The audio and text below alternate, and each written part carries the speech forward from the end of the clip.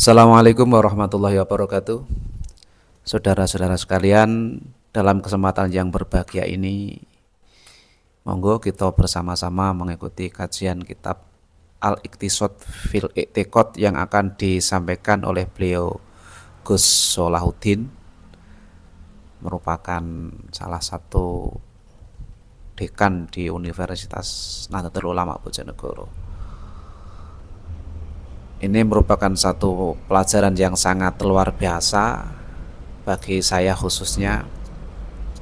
Harapannya bisa nyambung sanad kepada beliaunya dan mendapatkan keberkahan ilmu tentunya. Yang berikutnya dapat diharapkan satu kemanfaatan ini bisa manfaat di dunia dan di akhirat. Langsung saja bagaimana selengkapnya kajian beliau, monggo langsung kita ikuti pengajiannya.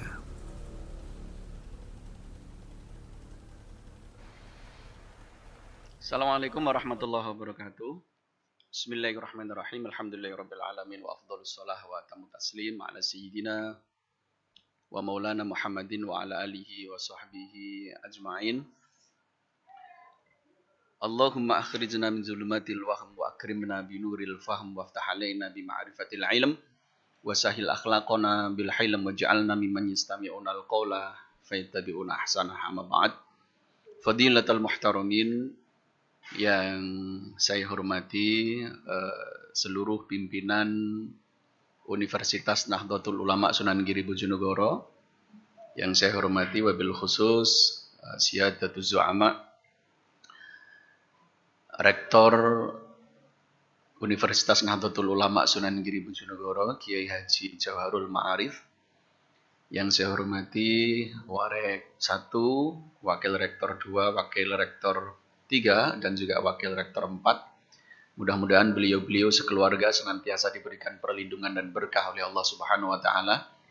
Yang saya cintai juga seluruh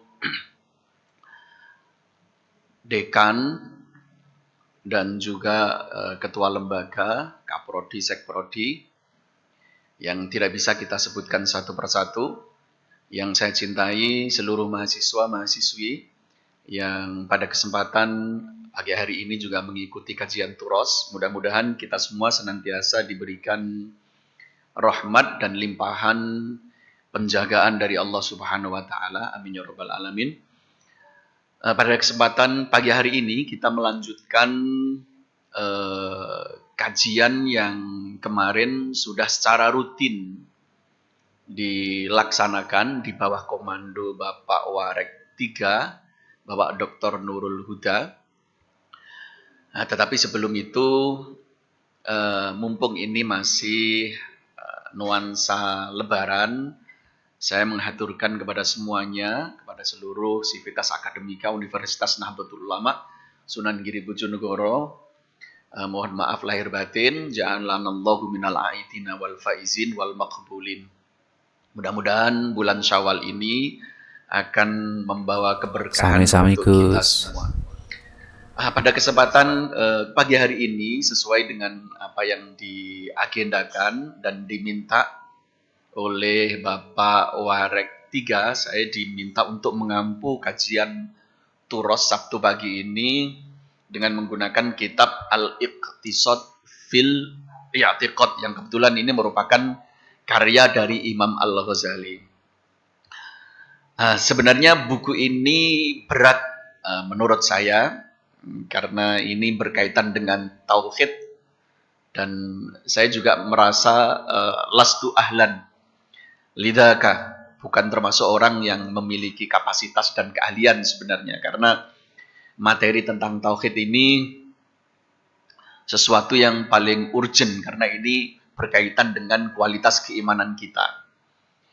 Jangan-jangan saat teman-teman yang kebetulan mendengarkan dan mengikuti kajian saya, setelah itu bukannya imannya semakin kuat, tetapi malah menjadikan iman itu mengambang, atau jangan-jangan nanti malah menjadi murtad. Itu yang saya takutkan, karena ini berkaitan dengan keimanan kita. Artinya kajian pada kesempatan pagi hari ini betul-betul harus mengawal bahwa teman-teman yang kebetulan mengikuti kajian ini, Al-Iqtisad fil I'tiqad karya Al-Imam Al-Ghazali ini merasa tercerahkan dan imannya semakin kuat. Tujuannya memang itu. Nah, tetapi pada pertemuan pertama ini barangkali kita lebih kepada pembukaan dan muqaddimah atau pengantar terlebih dahulu. Kita nanti akan mengenal kitab ini, yaitu Al-Iqtisad fil I'tiqad itu. Kemudian kita juga sekilas akan mencoba mengenal siapa Al-Imam Al-Ghazali yang merupakan pengarang dari buku ini. Nanti juga akan kita jelaskan nisbatuhu ilal Imam Al-Ghazali, bahwa kitab ini betul-betul diyakini dikarang oleh Imam Al-Ghazali.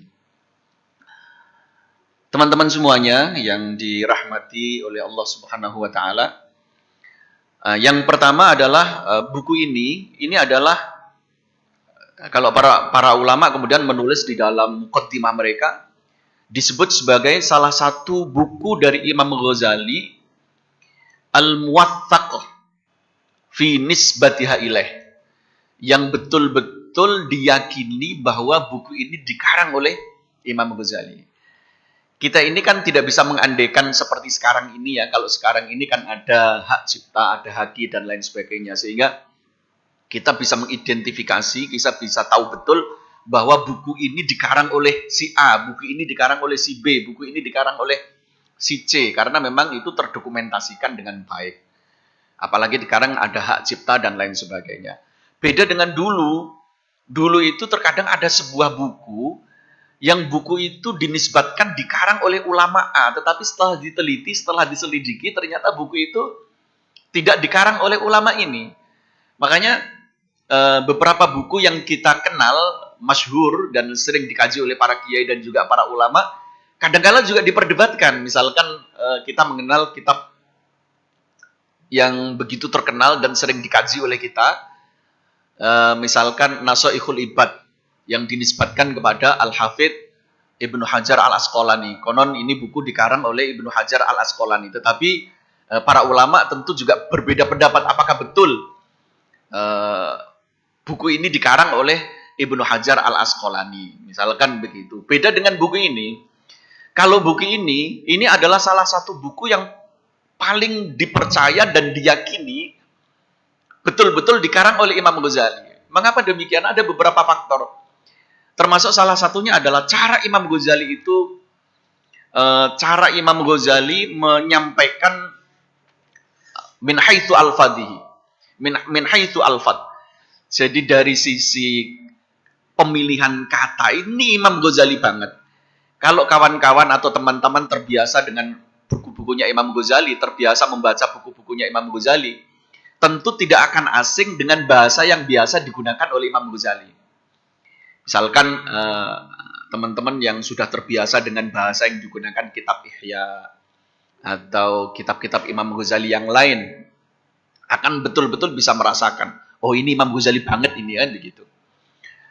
Nah, termasuk di sini.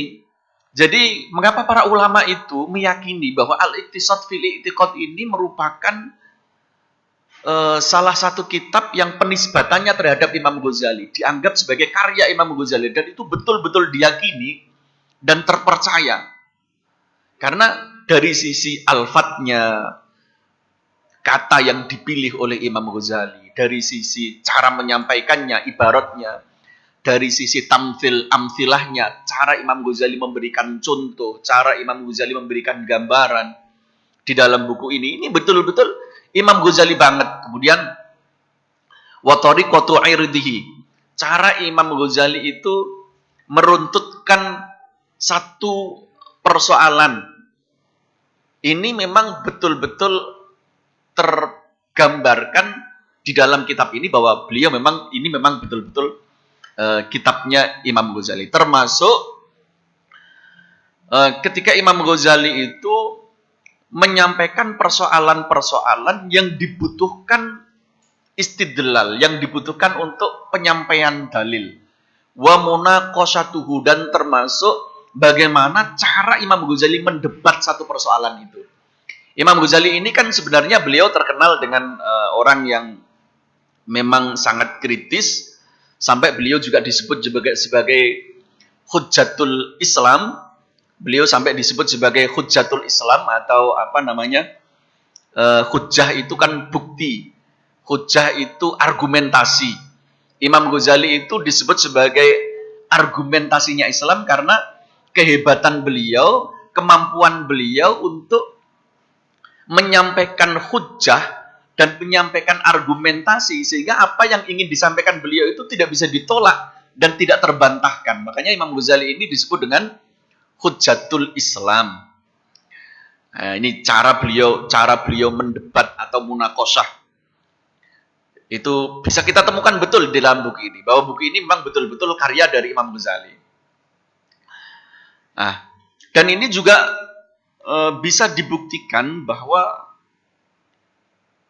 beberapa kalimat yang ada di dalam kitab ini, Al-Iqtisad fil I'tiqad ini juga mirip sekali dengan apa yang pernah ditulis Imam Ghazali di dalam kitab Ihya. Makanya contohnya begini, misalkan ketika Imam Ghazali itu menyampaikan di dalam kitab Ihya, dan persis seperti apa yang ada di dalam kitab Al-Iqtisad fil I'tiqad ini. Ketika Imam Ghazali menyampaikan bahwa bina'ul aqidah ala arkanin arba'ah, bahwa akidah ini ditopang dengan 4 penyangga atau 4 tiang penyangga. Ditopang dengan 4 tiang penyangga. Kemudian beliau 4 tiang penyangga itu apa? Ar-ruknul awwal fi ma'rifati dzatillah, pengetahuan kita tentang zatnya Allah. Nah, setelah itu beliau juga menjelaskan di dalam kitab Ihya, sama persis seperti yang dijelaskan di dalam kitab Al-Iqtisad fil I'tiqad ini, bahwa pengetahuan tentang zatnya Allah ini memiliki 10 pondasi. 10 pondasi, yaitu al-ilmu biwujudi, pengetahuan kita bahwa Allah itu wujud.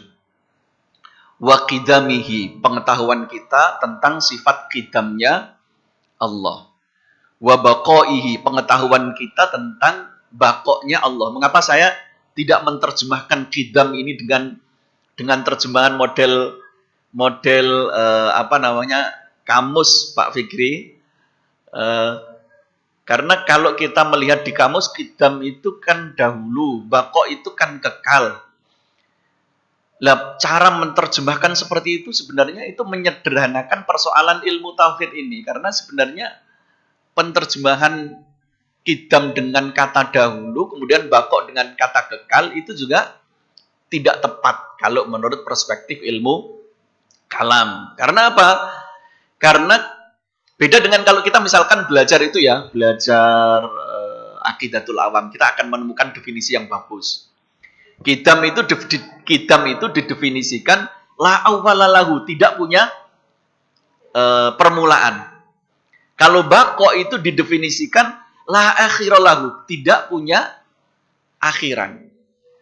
Mengapa menggunakan deskripsi seperti ini, penjelasan seperti ini?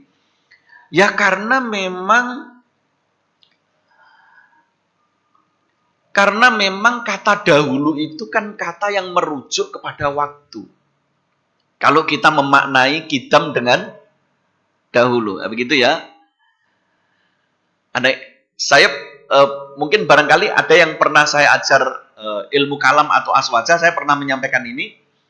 Kalau qidam kita maknai dahulu, padahal dahulu itu adalah kata yang menjelaskan tentang waktu. Sementara waktu itu sendiri diciptakan oleh Allah. Maka mana mungkin Allah kemudian bersinggungan dan bergantung terhadap sesuatu yang diciptakan oleh Allah sendiri. Artinya, kalau kata dahulu dan kata kekal ini adalah kata yang merujuk kepada waktu, sementara waktu itu diciptakan oleh Allah, maka sebenarnya Allah harus di luar itu semua. Allah harus di luar itu semua. Sehingga kalau misalkan ada orang mengatakan, Gusti Allah kuwi ketebian wis enek. Bahasa ini juga tidak tepat kan? Karena kata wis gek biyen kuwi wis enek. Kata gek biyen itu kata yang menunjuk tentang waktu. Sementara waktu itu diciptakan oleh Allah. Berarti Allah itu ada sebelum itu. Kalau misalkan Anda, teman-teman mahasiswa yang kebetulan ada di sini nih, mengatakan Allah itu ya sadurunge gek biyen. Nah, kata sadurunge itu juga kata yang menunjukkan tentang waktu. Dan Allah di luar itu karena apa? Karena Allah yang menciptakan waktu. Makanya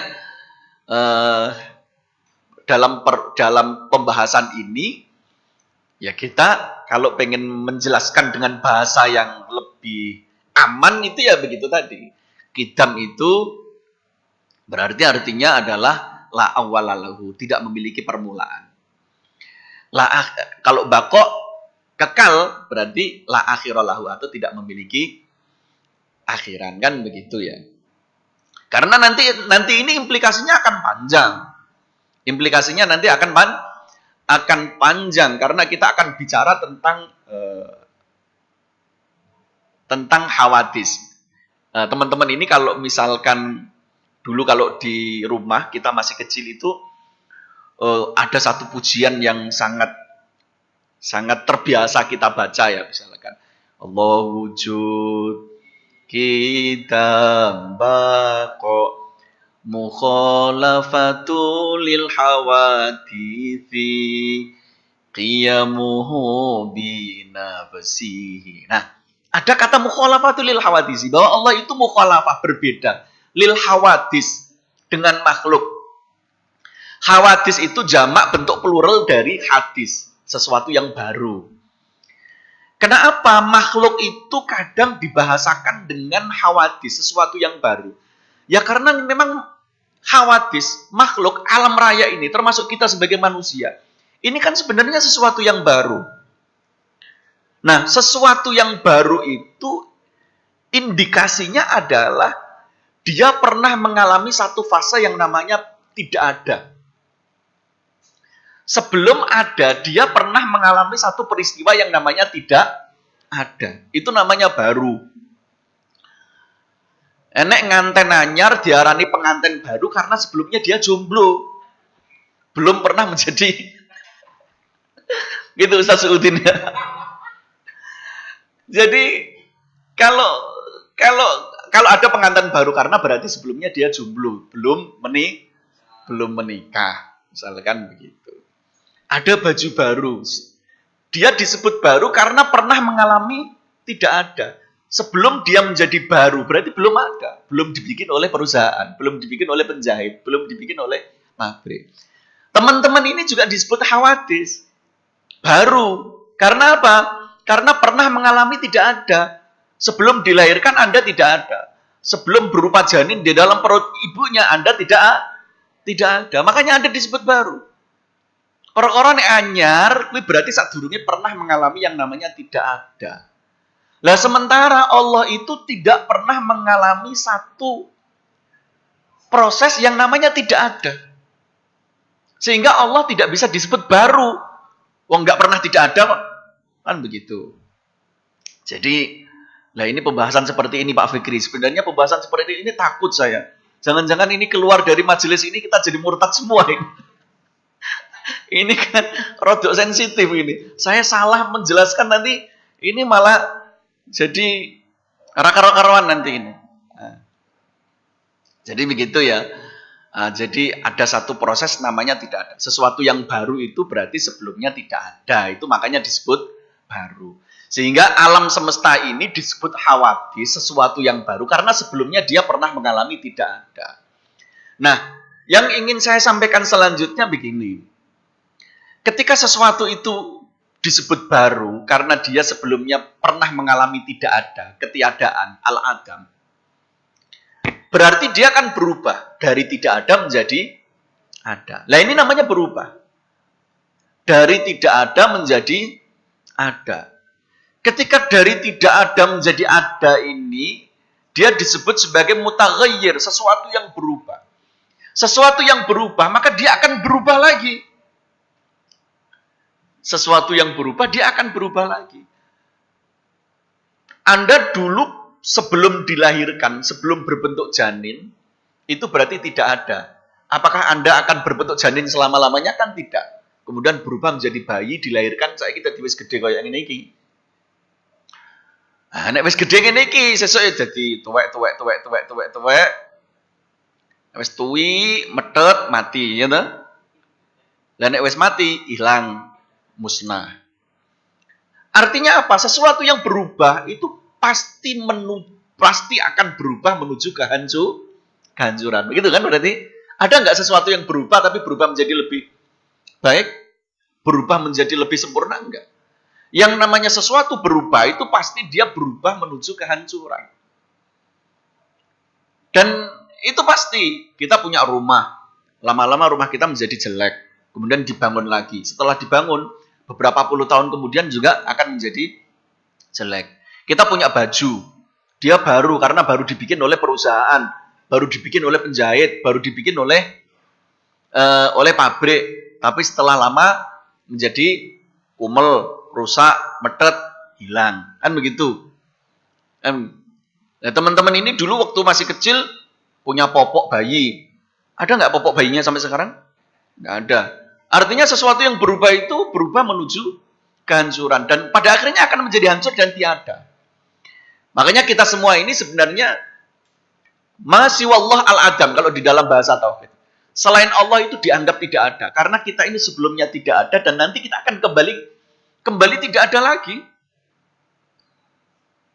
Sebelumnya kita tidak ada dan akan kembali ke tidak ada lagi. Makanya ini yang disebut mengapa hawadis itu sesuatu jamak dari hadis, bentuk plural dari hadis atau sesuatu yang baru. Nah, ini penjelasan Imam Ghazali di dalam kitab Ihya yang kebetulan juga dijelaskan di dalam buku ini. Wa annahu laisa bijauharin wala jismin wala aradin. Bahwa Allah itu bukan jauhar, bukan jisim, bukan arad. Kalau dalam pembicaraan tentang ilmu kalam atau ilmu tauhid, kita ini akan mengenal istilah-istilah ini dan kita harus tahu. Insya Allah nanti di pertemuan yang akan datang akan semakin diperjelas tentang persoalan ini. Apa yang disebut dengan jauhar, apa yang disebut dengan jisim, apa yang disebut dengan arad. Yang jelas Allah itu bukan jauhar, bukan jisim, dan bukan arad. Kalau sebagian orang ada yang mengatakan jauhar itu partikel terkecil yang sudah tidak bisa dibelah lagi. Kalau dalam bahasa fisika mungkin apa ya? Atom ya. Atom. Padahal atom itu sendiri memiliki unsur penyusunnya. Kita mengenal namanya iya, inti atom. Jadi inti atom. Nah, nanti inti atom itu ternyata ada yang namanya proton, neutron, elektron dan lain sebagainya itu. Makanya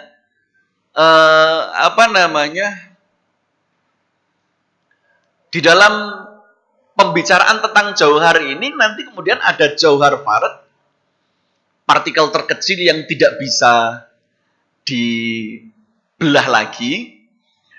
Kemudian ada istilah jauhar murakkab. Jauhar murakkab ini berarti yang ada penyusunnya.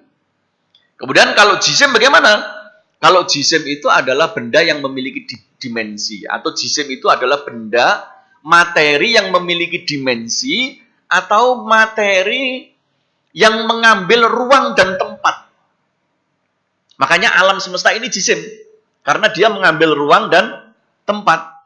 Kita ini jisim. Karena kita mengambil ruang dan tempat. Nanti kalau kita bicara tentang jisim ini lebih jeli lagi, lebih dalam lagi. Termasuk udara ini juga jisim. Karena udara ini juga mengambil tempat. Mengambil ruang dan juga tempat. Itu jisim. Kalau arad itu al-mawjud fi mawdu'. Sesuatu yang ada, tetapi dia melekat pada sesuatu yang lain. Melekat pada jisim. Jadi, Misalkan apa ya contohnya? Misalkan kita mengatakan putih. Kita mengatakan putih. Atau kita mengatakan coklat. Saat saya menggaruk kuku saya ini di meja, ya kan? Kemudian ada materi yang menempel di kuku saya berwarna coklat. Apakah yang disebut coklat itu yang menempel di tangan, di jari saya ini? Enggak. Karena coklat itu adalah arot. Yang menempel ini adalah jisim. Artinya arot itu tidak bisa berdiri sendiri kecuali pasti ada jisimnya. Makanya kalau di dalam persoalan najis misalkan ya, di dalam fikih itu kan ada persoalan najis. Ada yang disebut kemudian najis ainiyah. Ya Ustaz Udin ya. Ada yang disebut dengan najis ainiyah. Para ulama itu kemudian kalau mendefinisikan najis ainiyah itu kan, najis ainiyah itu apa sih? Najis ainiyah itu najis yang memiliki warna, bau, dan rasa. Kan begitu ya? Itu disebut dengan najis ainiyah. Najis yang memiliki warna, bau, rasa. Karena apa? Kalau masih tercium bau, itu indikasi di situ ada ainnya, ana barange. Kalau ada warnanya, berarti di situ ada ainnya. Itu karena warna itu enggak, warna, bau, rasa itu namanya arot, sesuatu yang tidak bisa melekat. Sesuatu yang tidak berdiri sendiri. Al-maujud fi maudhu. Sesuatu yang ada, yang pasti dia melekat di dalam objek, jisimnya. Kalau jisimnya tidak ada, arotnya enggak ada. Seperti saya tadi menggaruk ini coklat, kemudian di jari saya ini ada coklat-coklat ini. Ini bukan coklat ini. Ini benda yang saya garuk yang berwarna coklat. Karena coklat itu nggak bisa berdiri sendiri. Ada kata coklat karena dia onok barangi. Nggak enak coklat ini berdiri sendiri. Kecuali buah coklat yang biasa kita makan. Tapi bukan itu. Itu ya. Saya misalkan beli cat warnanya putih. Atau saya beli kapur. Kapur yang di papan tulis itu, kapur tulis yang ada di papan tulis, kemudian saya garuk-garuk ada warna putih di kuku saya. Apakah yang ada di kuku saya? Apakah itu warna putih? Ataukah kapur yang berwarna putih? Ya tetap kapur yang berwarna putih. Karena warna putih itu sesuatu yang tidak bisa berdiri sendiri. Dia selalu melekat pada jisim. Nah, sementara Allah itu tidak jisim. Allah itu bukan jisim. Karena Allah itu bukan jisim, sehingga Allah tidak punya yang namanya arot. Termasuk arah, ya kan? Allah nggak punya arot. Nah, inilah yang kemudian kita ini mau atau tidak mau, ketika kita sudah menyimpulkan bahwa Allah itu bukan jisim, ketika ada ayat yang berbunyi Ar-Rahmanu 'alal arsyistawa, bahwa Allah itu bersemayam di atas arsy. Bahasa di atas arsy itu kan berarti seakan-akan Allah itu bertempat. Padahal Allah itu bukan jisim yang membutuhkan tempat. Dengan kita mengatakan Allah itu bukan jisim, berarti kita harus mensucikan Allah dari tempat. Karena Allah bukan jisim. Yang butuh tempat itu jisim. Kan begitu ya? Allah juga tidak berwarna. Allah juga tidak berbau. Allah juga kan begitu. Akhirnya kan begitu. Karena Allah itu bukan jisim. Karena bukan jisim, maka nggak bisa disematkan arot di sana. Termasuk Allah nggak punya arah, misalkan begitu. Nggak punya arah. Makanya saya sering sampaikan ke teman-teman itu, ketika kita berdoa misalkan, kemudian membayangkan bahwa Allah itu ada di atas sana. Kita kan sering ya, dungo karo nangis-nangis, mergo mikir utang, karo merem-merem, ambek bayangno Gusti Allah mengkruk-mengkruk ning dhuwur, kita mengkruk-mengkruk ya misalkan gitu. Ini kan sesuatu yang salah pasti ya, karena mengandekan bahwa Allah itu ada di atas. Bahwa Padahal yang menciptakan arah itu adalah Allah. Yang menciptakan arah itu adalah Allah. Mana mungkin Allah yang menciptakan arah, kemudian Allah ada di dalam arah yang diciptakan itu sendiri. Kan tidak mungkin. Apalagi kalau kita sekarang sudah tahu, ilmu pengetahuan sudah nyampe kepada kita, bahwa bumi itu bulat. Nah kalau bumi itu bulat, misalkan Indonesia ada di sini, Anda kemudian berdoa membayangkan Allah di atas, berarti Gusti Allah wong Indonesia nggodane ning kono. Lah nek Amerika ning ngisor, kemudian mengandekan Gusti Allah ada di atas, berarti Gusti Allah wong Amerika ning kono lho, ning ngisor kono. Kan begitu. Ini kan berarti tidak benar kan? Nah, maksudnya begitu. Allah itu nggak bisa disematkan itu. Arot itu karena Allah. Makanya ini lebih jauh lagi, misalkan ini kan baru prolog, nanti di dalam akan kita pertemuan-pertemuan selanjutnya akan lebih detail kita sampaikan itu. Ketika kita tahu bahwa Allah itu punya sifat Allah Maha mendengar, maka kita tidak bisa mengandaikan bahwa Allah itu mendengar dengan telinga. Karena apa? Karena Allah itu bukan jisim. Sesuatu yang jisim itu pasti tersusun. Tersusun. Allah kan tidak tersusun. Karena Allah nggak punya susunan. Karena Allah bukan jisim, Allah bukan jauhar, Allah bukan arot. Kan begitu. Nah, kalau kita mengandaikan bahwa Allah itu mendengar dengan alat pendengaran, berarti kita sama saja dengan membayangkan Allah itu sebagai materi. Padahal Allah itu non materi, sesuatu yang bukan materi. Nah itu. Wa annahu subhanahu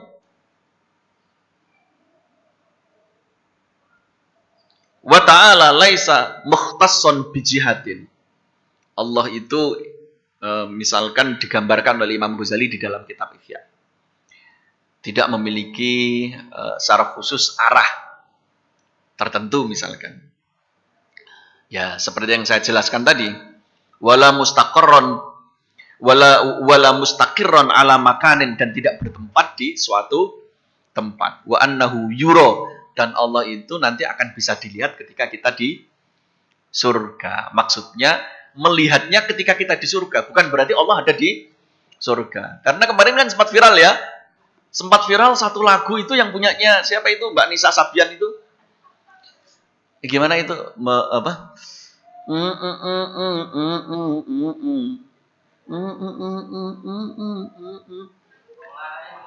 Iya. Terus gimana itu terusannya? Terus gimana terusnya? Temuimu di surga. Bukan berarti kita di surga itu akan menemui Allah, berjumpa dengan Allah di surga. Gusti Allah yang swarga. Bukan begitu cara memahaminya. Temuimu di surga itu bukan berarti kita menemui Allah di surga dan Allah bertempat di surga. Enggak seperti itu. Maksudnya temuimu di surga itu kita akan bisa menyaksikan Allah ketika kita ada di surga. Lah Gusti Allah ini yang di Yararo. Ya podo karo kita bisa menyaksikan matahari di bumi. Sama nih soroh srengenge. Bisa kan? Kita bisa menyaksikan matahari di bumi. Bukan berarti mataharinya di bumi kan enggak. Paham ya?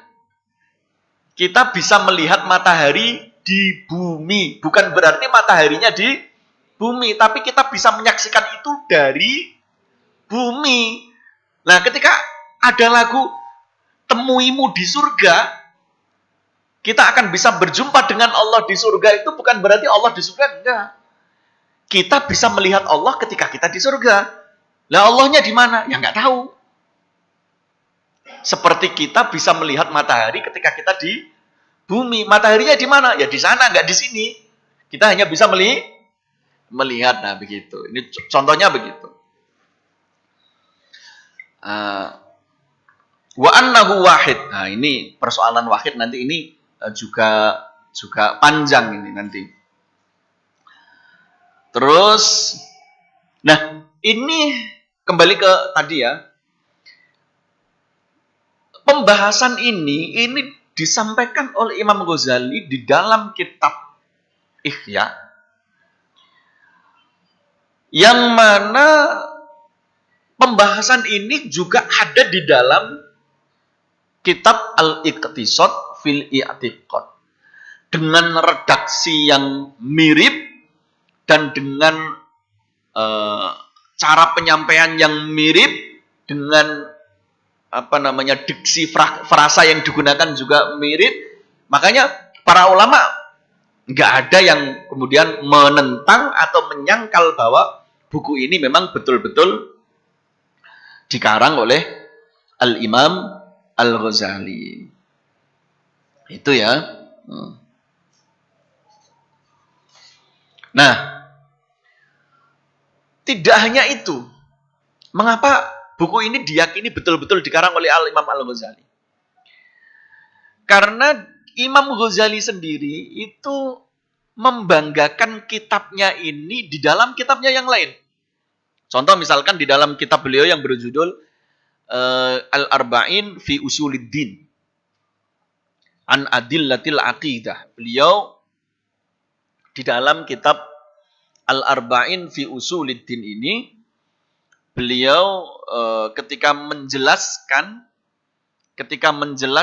tentang dalil, itu beliau menyampaikan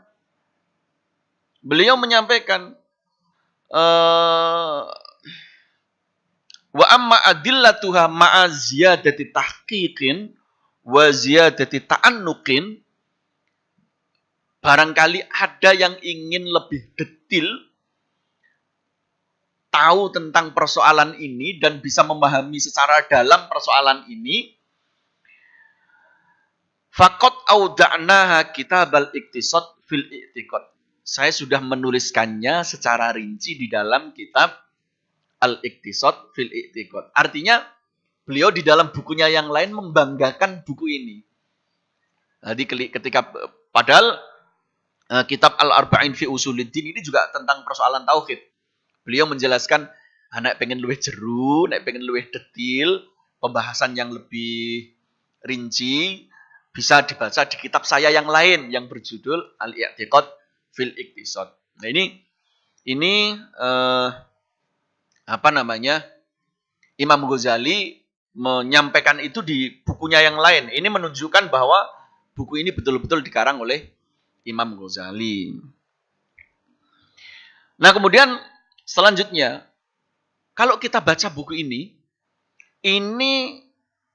merepresentasikan Imam Ghazali sebagai seorang pemimpin dari kelompok Asy'ariyun atau Al-Asy'ariyah. Kelompok Asy'ariyah.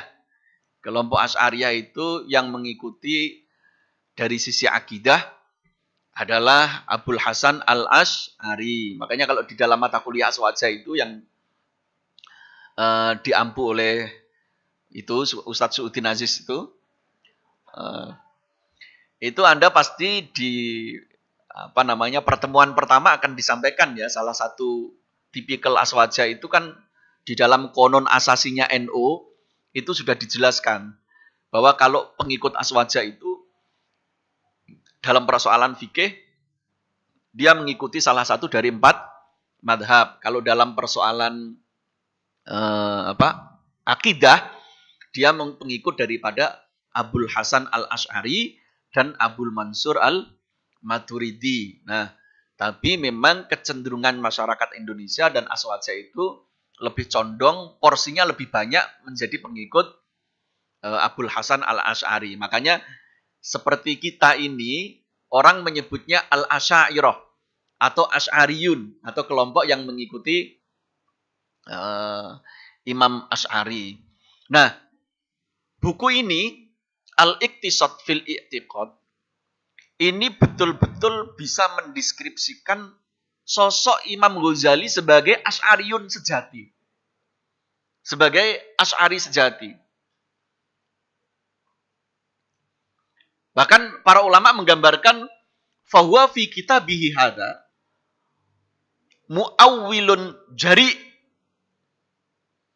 Beliau terkategorikan sebagai orang yang paling berani mentakwilkan ayat Al-Quran ataupun hadis yang memang berkaitan dengan ayat-ayat sifat. Jadi beliau ini termasuk ulama yang sangat berani dalam persoalan takwil. Misalkan fastiwa'uhu ta'ala 'alal arsy, istilah ketika beliau menjelaskan tentang Ar-Rahmanu 'alal arsy istawa dimaknai istilah sama beliau. Istilah itu berarti berkuasa, bukan bersemayam, bukan berarti dimaknai duduk menggerok-menggerok, enggak. Wa nuzuluhu subhanahu wa ta'ala ila sama'id dunya nuzulu malakin minal malaikah. Allah disebutkan turun dari langit ke dunia. Ini yang dimaksud turun ini tentu bukan Allah, tetapi malaikat. Kan kita pernah mendengar sebuah hadis ya. Yang zilu rabbuna ila sama'id dunya kulla lailatin hina yabqa thuluthul lailil akhir. Bahwa Allah itu di sepertiga malam terakhir, itu setiap malam turun. Saya ulangi lagi. Kan ada sebuah hadis ini. Ada sebuah hadis. Hadisnya sudah kita sepakati sahih. Tetapi hadis ini bisa jadi salah difahami karena apa? Karena menjelaskan tentang sifat Allah. Digambarkan bahwa setiap malam, sepertiga malam terakhir, Allah itu turun. Turun, kemudian fayaqul mayyad'uni fa'astajibu lahu, muttafaqun alaih. Barang siapa yang berdoa dan meminta kepadaku, pasti akan aku kabulkan. Hadisnya muttafaq alaih. Muttafaq alaih itu berarti rawahu syaikhon. Diriwayatkan oleh ulama hadis besar dua, yaitu Imam Al-Bukhari dan juga Imam Muslim.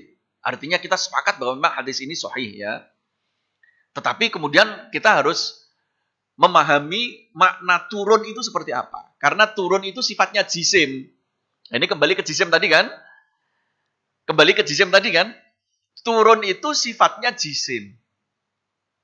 Ada turun, naik, gerak, diam, itu kan jisim.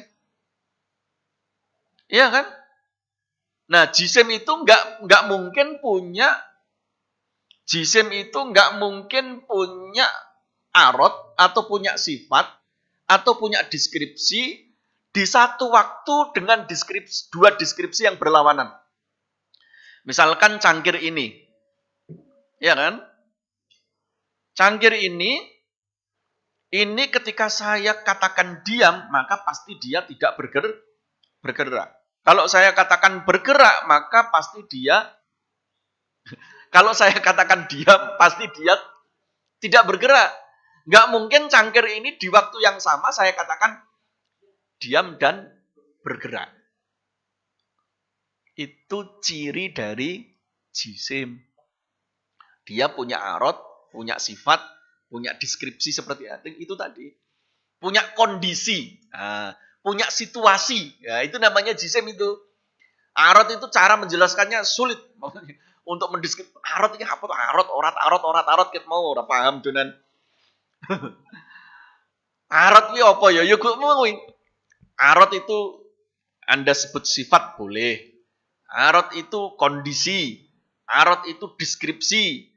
Arot itu situasi. Nah, itu namanya arot. Ya kan? Gerak itu arot. Diam itu arot. Ya kan?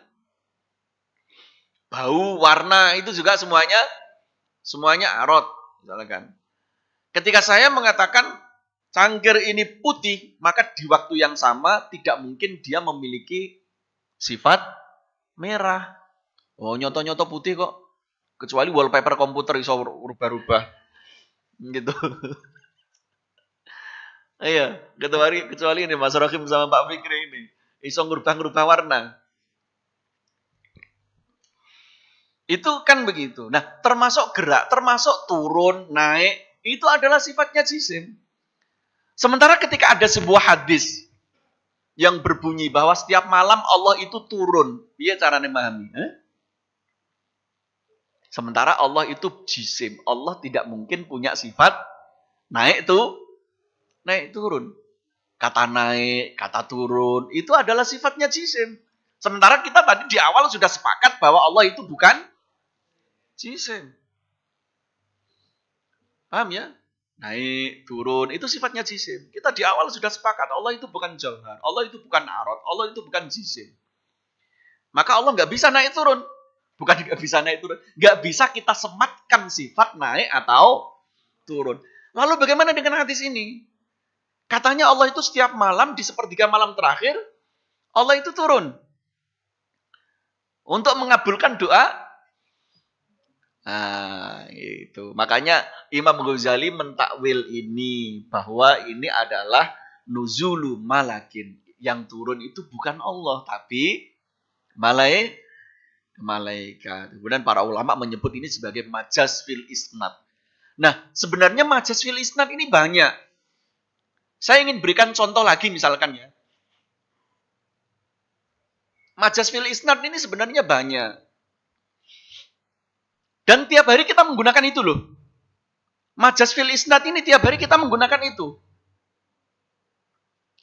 Di dalam Al-Quran misalkan begini. Di dalam Al-Quran misalkan, makasih. Di dalam Al-Quran misalkan begini. Allah yatawaffal anfus. Allah itu yang mematikan manusia. Tetapi di dalam ayat yang lain Allah menyampaikan, Qul yatawaffakum malakul mauti. Katakan Muhammad, yang mematikan kalian itu, yang mencabut nyawa kalian itu adalah malaikat maut. Ini ada dua ayat yang seakan-akan kita kan berbeda ini. Ya, yang satu mengatakan bahwa yang mencabut nyawa itu Allah. Yang satu mengatakan yang mencabut nyawa itu adalah malaikat. Yang benar sendiri. Makanya ini pentingnya ada bahasa majaz, ada bahasa hakikat. Nah, kemudian ada kelompok-kelompok yang nggak mau menggunakan bahasa majaz ini. Sehingga mereka bingung juga pada akhirnya. Itu ya. Ada bahasa majaz, ada bahasa hakikat. Ketika di satu ayat Allah menyampaikan Allah yatawaffal anfus. Allah yang mematikan manusia. Di ayat yang lain Allah menyampaikan Qul yatawaffakum malakul maut. Katakan Muhammad bahwa yang mencabut nyawa kalian itu, yang mematikan kalian itu adalah malaikat maut. Jadi nyabut nyawa menungso Gusti Allah apa malaikat itu? Nah, ini kan harus ada bahasa majaz fil isnad itu begitu. Ketika ayat yang menyatakan bahwa malaikat yang mencabut nyawa itu berarti majaz. Hakikatnya tetap Allah Subhanahu wa ta'ala. Makanya kita nggak bisa menafikan bahasa ini karena bahasa ini sering kita gunakan, Pak Fikri. Misalkan ada orang sedari kecil yatim dirawat sama seseorang A, terus dikuliahkan sampai jadi dokter sukses. Kemudian dia mengatakan, aku mbok ora dirumati wong kuwi, mbok ora dikuliahno, di sekolahno, paling aku wis dadi gembel. Misalkan begitu. Aku mbok jorak gara-gara kuwi. Ini kan bahasa. Ya padha karo misalkan begini, orang tua kita ketika menanam padi, kemudian dipupuk padinya. Setelah dipupuk, wiju bagus, terus kemudian pupuk ki mandi tenan. Bar tak pupuk wiju lah ngono. Ini kan bahasa majaz. Artinya dengan omongan seperti itu kita tidak bisa memvonis orang yang mengatakan ini musyrik kan? Aku bareng ngombe sagrib loh. Waras langsung. Lah misalkan begitu, ini kan bahasa majaz ya. Kita kemudian nggak bisa mengatakan orang yang iki bareng ngombe oskadon mandi tenan. Cospleng gitu. Ini namanya bahasa majaz. Kita kemudian, dari ini loh pentingnya akidah Ahlus Sunnah wal Jamaah. Sehingga kita tidak menjadi orang yang mudah memusyrikan, kita tidak mudah, karena ini ada bahasa majaz. Dan saya meyakini orang yang mengatakan, misalkan, iki lho, tanduranku bar tak pupuk langsung ijo. Hebat iki, pupuknya apa biasanya Pak Fikri? Ponska, bar tak ponska langsung ijo royo-royo misalnya. Mereka tetap meyakini sing ngecet Lombok kuwi tetap Gusti Allah. Mulane wong tuwek-tuwek kuwi faktanya mereka orang-orang tua itu jek muni ngono. Karek apa jere sing ngecet Lombok kan begitu kan? pada tataran akidah, orang tua kita yang memuji Ponska karena sudah menyuburkan tanaman, pada tataran akidah mereka tetap mengatakan karek opo jere sing ngecat lombok. Ini hebatnya orang tua kita. Hebatnya gitu orang tua kita. Iya enggak? Makanya ini ada bahasa majas, ada bahasa hakikat gitu. Nah misalkan, oh ya orang tua kita kan juga begitu, itu kan bahasa majas.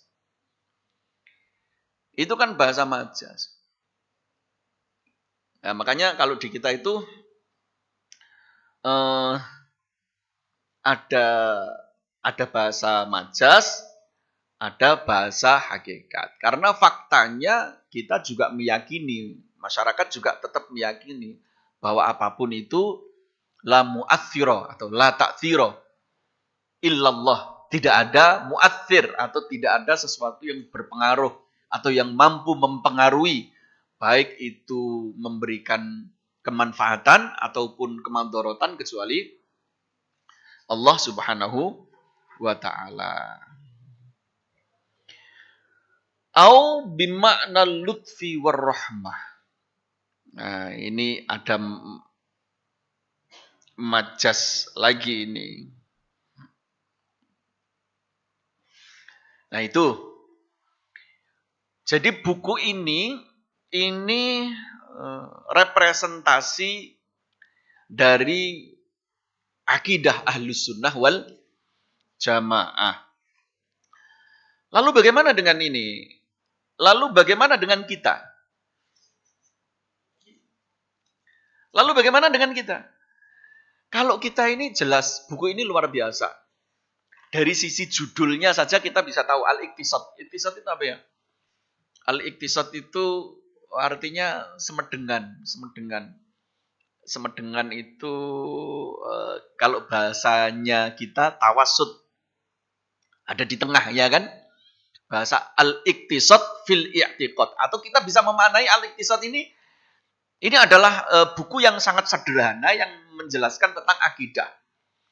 Kita juga bisa memahami ini bahwa Al-Iqtisad itu ini adalah akidah yang memang tawasud. Iqtisad bisa kita maknai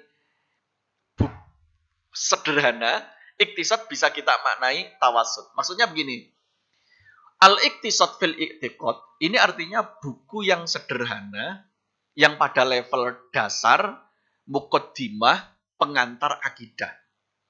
Atau kita bisa memaknai ini adalah buku Ahlus Sunnah wal Jamaah yang dari sisi akidah itu selalu mengawal dan membawa ideologi yang tawasud yang ada di tengah.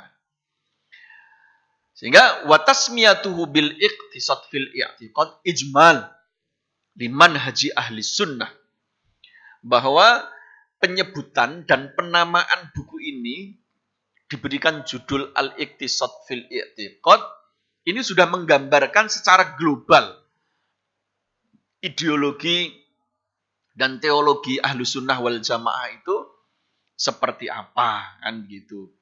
Wa ibanah an i'tidalihim wa tawassutihim, menjelaskan bahwa Ahlus Sunnah itu i'tidal, semedengan, tawasud, moderat, dan juga ada di tengah-tengah fil akhdhi bimujibatil akli wa ahkami syar'i, proporsional di dalam menggunakan akal dan juga proporsional dalam menggunakan dalil secara bersamaan, artinya kombinasi dengan penggunaan akal dan juga dalil syar'i. Dunama ifrotin au tafrid. Tidak ifrot itu ekstrim kanan, kalau tafrid itu ekstrim kiri. Kalau ifrot itu ada literalis, letterlek, tekstualis,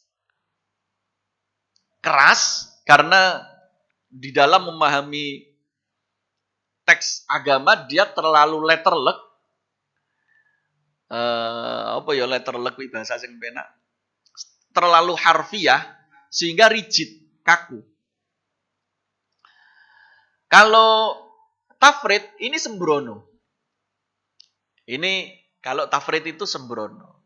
Sembrono dan mengagungkan akal. Porsi akalnya lebih besar. Sehingga kalau nas itu tidak sesuai dengan akal, mereka akan menolak. Saya akan sedikit memberikan contoh ya dalam persoalan aurat misalkan. Aurat itu kan persoalan agama. Tapi ada kelompok liberal yang kemudian memaksa bahwa aurat itu adalah kepantasan publik. Pokoknya nek publik wis ngarani pantes wis dianggap nutup aurat. Nah ini kan repot ini. Padahal cawetan tok ning Bali kono wis pantes sih. Kita bisa mengandaikan mungkin 10 tahun, 20 tahun atau 50 tahun. Waktu kita sudah tua ning Bojonegoro pantes. Kan begitu. Ini aurat misalkan. Min ghairi ifratin wala tafrid. Itu kalau kelompok tafrid ini menganggap aurat itu kepantasan publik. Nek wis publik ngarani pantes, nek wis rok cekak wi wong masyarakat ngarani pantes berarti wis dianggap nutup aurat. Lah nek sing kelompok ifrat, ini bagaimana? Kelompok ifrat itu kelompok yang menganggap jilbabe sampean itu enggak syar'i. Dan belum dianggap sah. Kudu nganggo sing kuwi ketok mripate tok. Mripate tok wis kate ono arsirane. Kalau kita menganggap itu sebagai pilihan Anda menggunakan seperti itu kan enggak masalah. Tetapi kalau kemudian mengatakan bahwa sing model jilbab koyo sampean ngene iki dianggap ora sah dan enggak syar'i. Nah, ini yang menjadi persoalan. Ini mengkapling kebenaran seakan-akan yang tidak seperti itu dianggap tidak benar. Padahal kalau ulama-ulama kita kan nggak begitu. Ulama-ulama kita itu kalau jenengan misalkan nyari di Google ketemu Mas.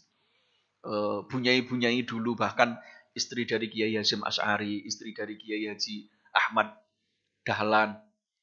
Itu kerudung yang dipakai ya kerudung biasa, malah belum berbentuk jilbab seperti ini. Malah rata-rata santri-santri dulu itu kerudungnya ya mau disampirno ngono ae. Ya kan bisa itu. Ini teman-teman kalau nggak percaya lihat di Google itu pasti ada dokumentasinya betapa bunyai-bunyai dulu itu cara pakai kerudung ya begitu. Kerudungnya ya. Nah, lah Pak Yainya juga nggak protes dulu. Apakah Pak Yainya nggak ngerti hukum? Ya nggak begitu karena memang ya para kiai dulu itu tahu betul cara memahami situasi dan kondisi, cara memahami sebuah hukum itu seperti apa. Karena ada istilah hukum, ada istilah penerapan hukum, kan begitu. Hukum dan penerapan hukum itu sesuatu yang berdiri sendiri. Ada hukum A, penerapannya B, kan begitu. Nah, ini kan begitu. Artinya apa? Artinya kalau kita kan ada di tengah. Kita agak di tengah. Kita ini tetap mengakui bahwa aurat itu bagian dari agama. Kita mengakui bahwa aurat itu bagian dari agama. Karena dijelaskan oleh wahyu. Sehingga kita nggak bisa mengatakan bahwa aurat itu kepantasan publik. Nah, wis publik ngarani pantas, nah ini berarti orang-orang yang mengatakan bahwa aurat itu adalah kepantasan publik, ini mereka porsi akalnya lebih besar. Nah, kelompok ini kelompok liberal, kelompok kiri yang kemudian diistilahkan di dalam kitabnya para ulama dulu itu diistilahkan dengan tafrid. Tes. Kalau kelompok ifrat itu kelompok seksualis yang letterlek di dalam memahami teks-teks agama. Makanya kalau di kita ini kan di tengah, karena dua-duanya sama buruknya. Dua-duanya sama buruknya. Makanya ideologi tawassut yang dimiliki oleh Ahlussunnah wal Jamaah ini dikawal, dan salah satu organisasi di Indonesia yang mengawal ideologi Ahlussunnah wal Jamaah ini tentu adalah Nahdlatul Ulama yang didirikan oleh para ulama kita. Nah, teman-teman yang saya cintai, mungkin itu ya yang dapat saya sampaikan. Masih ada waktu nggak? Ini belum selesai ini. Sudah selesai ini. Ayo kita lanjutkan di pertemuan mendatang ya. Mudah-mudahan ini betul-betul membawa berkah untuk kita semua. Mudah-mudahan kita senantiasa digerakkan hati kita menyukai kebaikan dan membenci kemaksiatan. Wallahul muwaffiq ila aqwamit thoriq. Wassalamualaikum warahmatullahi wabarakatuh. Waalaikumsalam warahmatullahi wabarakatuh.